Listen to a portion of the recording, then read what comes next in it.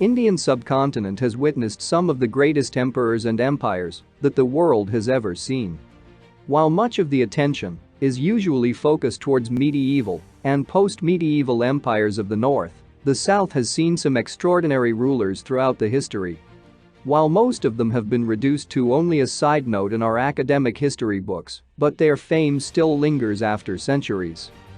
One such emperor was Pulakeshin II, the greatest ruler among his clan, the Chalukyas of Badami. Chalukyas had a long line of great kings like his father Kirtivarman I, who subverted Nalas, Mauryas and trounced the Kadambas completely. After his death, his brother Manglesa, who was possibly a regent, conquered the Kalachuris and added Ravtadvipa to his kingdom. In the concluding part of his reign, he had to fight his nephew Pulakeshin, plunging the Chalukyas into a fratricidal war. Manglesa wanted to secure the throne for his own son, ignoring the rightful claims of Pulakeshin and his brothers. Pulakeshin came out victorious in this fratricidal war and acceded the throne. Pulakeshin launched an extensive scheme of conquest to reaffirm his claim to the territories conquered by his predecessors. He marched against the Kadamba ruler of Banavasi and besieged his capital, as this southern king, formerly owing allegiance to the Chalukyas, had become indifferent in the period of turmoil between Manglesa and Pulakeshin. After extermination of the Kadambas, the Aihole inscription narrates the subjugation of the Alupas and the Gangas. Then he attacked the territory of the Mauryas of Konkan, who were earlier feudatories of the Chalukyas but were anxious to regain their independence during Chalukyan internal conflict. Pulakeshin, however, immediately after consolidating his hold, besieged the Mauryan capital Puri on the western coast. After the capture of Puri, the inscription narrates the submission of the Ladas, the Malvas and the Gurjars of Broch.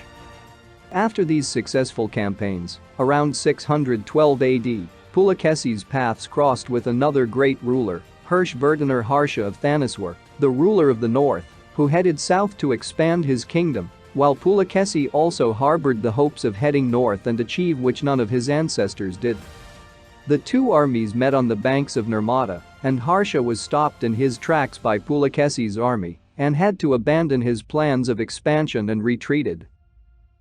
We only have account of Harsha's defeat from Chalukyan records because Bonpat, Harsha's historian and writer of Harshacharita, manages to keep this defeat out of his account, just like the result of Harsha's unsuccessful campaign against Sasanka, the ruler of Gauda, which has an interesting backstory and deserves a video of its own. Aihole inscription mentions in the dynastic records that after achieving this victory, Pulakeshin adopted the title of Permesvar. The clash between these two contemporary rulers for supremacy might not have been decisive, but the bed on the other side of the river Narmada was so effectually protected by the Chalukyas that Harsha had no alternative but to accept it as the frontier line between the two. Next, Pulakeshin marched against the rulers of Kosala and Kalinga, who easily submitted to him without offering any resistance. Soon, Pulakeshin made himself master of Vengi, which was then under the Pallavas, and established his brother Kubja Vishnu Verdhan as his viceroy, and his descendants afterwards became independent, making him founder of the Eastern Chalukya dynasty. It was in the course of his southern campaign that Pulakeshin came into conflict with the Pallavas of Kanchi Puram. The Pallavas were feudatories of the Satvahanas in the Andhra Desa. After the fall of Satvahanas, they declared independence and expanded up to Kanchi.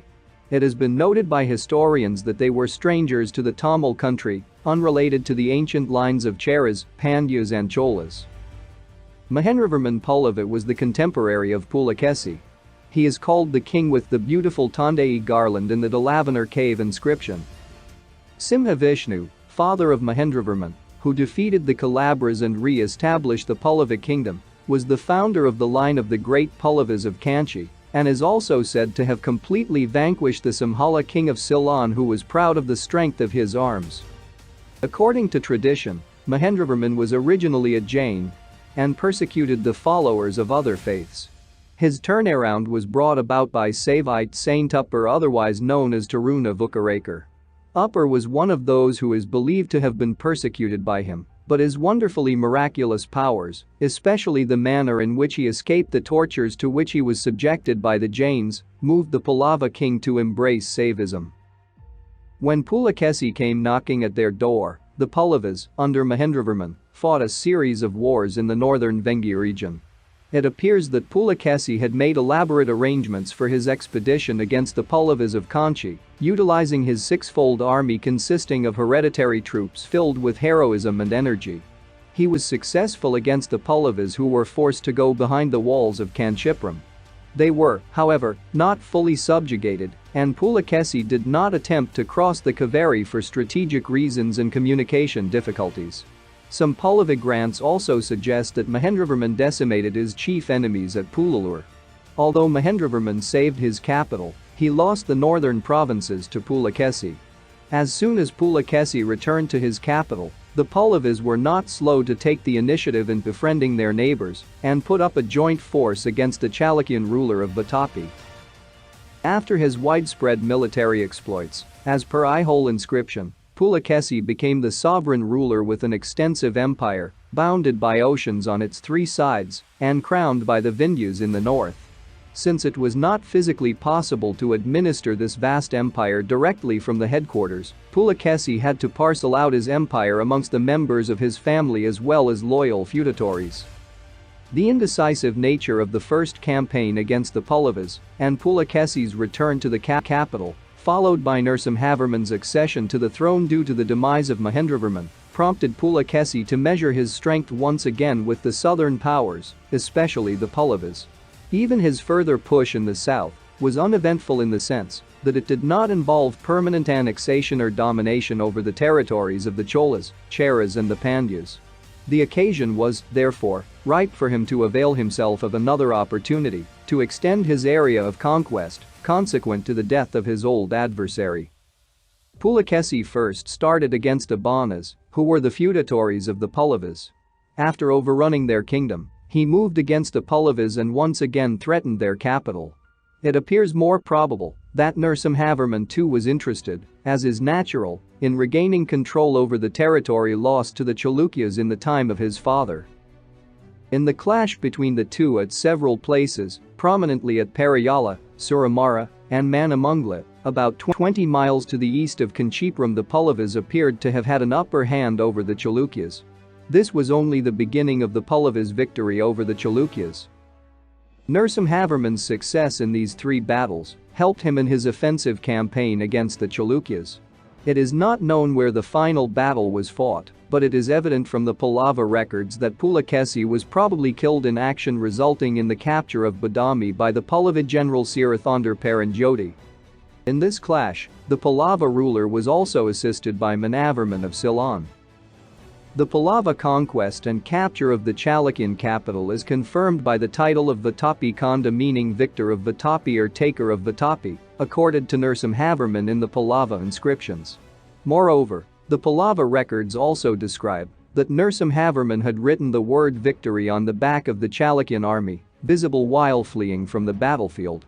The Pallava victory is further corroborated from an inscription recorded at the back portion of the Mallikarjuna temple at Vatapi belonging to AD 642-43, probably engraved after the capture and burning of the Chalukyan metropolis to avenge the humiliation suffered by the Pallava king Mahendravarman at the hands of Pulakeshin. Vatapi was ruled by the Pallavas for the next 12 years and would never become a capital ever again.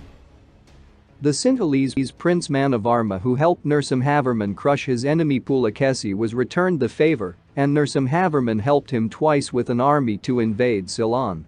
The second attack was successful. Manavarma occupied Sri Lanka, over which he is supposed to have ruled from AD 691 to 726. Pulakeshin was not only the greatest Chalukyan monarch of Badami, but also a distinguished warrior who transformed the Chalukyan kingdom into an extensive empire. At the time of his death, his empire included practically the whole of the trans-Vindhyan regions of India except the territory of the Pallavas and that of a few southern powers further south. As for Narasimhavarman, he came to be known as Mahamalla, meaning the great wrestler, and Mamalappuram, now known as Mahabalipuram, was named after him. He is claimed to be one of the 12 Indian kings who never lost on the battlefield to their enemies. Please like, comment and share the video and subscribe to the channel to support us. Until next time.